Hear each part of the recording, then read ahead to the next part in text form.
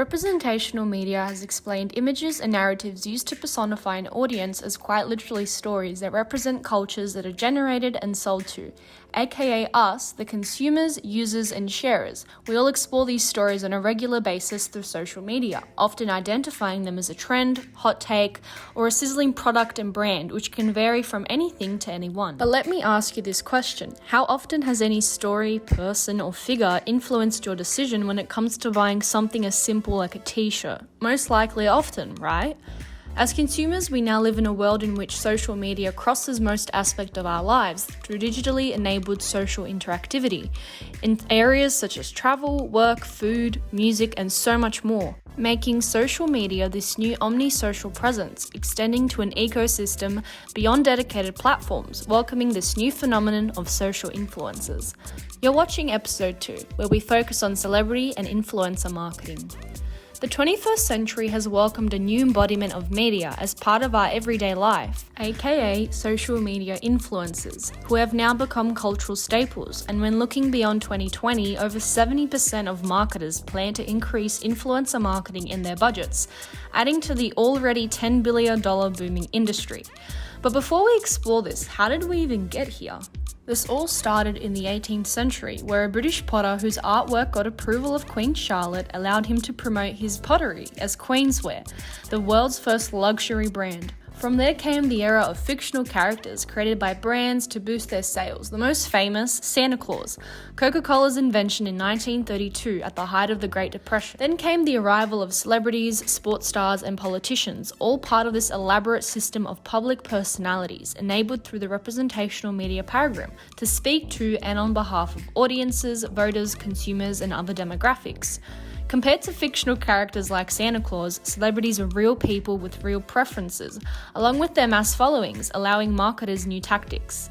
Brands like Nike and Pepsi being the most famous partnerships between celebrities and products, as celebrities embodied and still do embody collective configuration through their representative and public individuality. The appearance of reality TV shows like The Bachelor and Keeping Up with the Kardashians were also part of this new representational media paradigm, as the nature of these shows, whether we like it or not, drew us to the basis of portraying reality, as these on-screen personalities were perceived as more relatable and authentic compared to traditional celebrities. And then, with the domination of social media, all our favourite platforms allowed anyone a chance to share their everyday life online.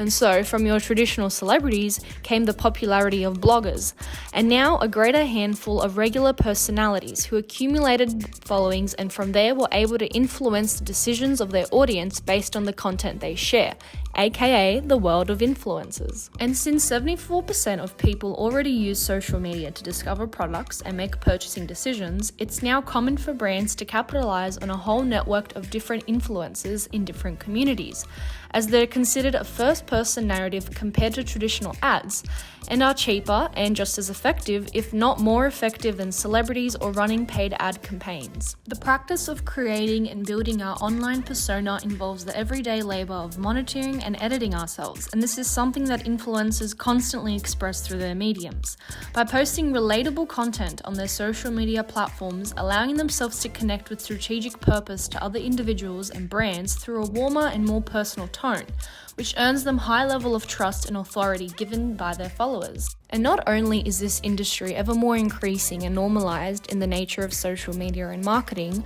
but it now has the potential to develop into broader domains as well as niche ones, with virtual influencers. That's right, a human-like looking entity completely non-human. For example, streaming a video game playing on Twitch. It seems wild, but this could soon become a reality, just like how several decades ago the term influencer was non-existent.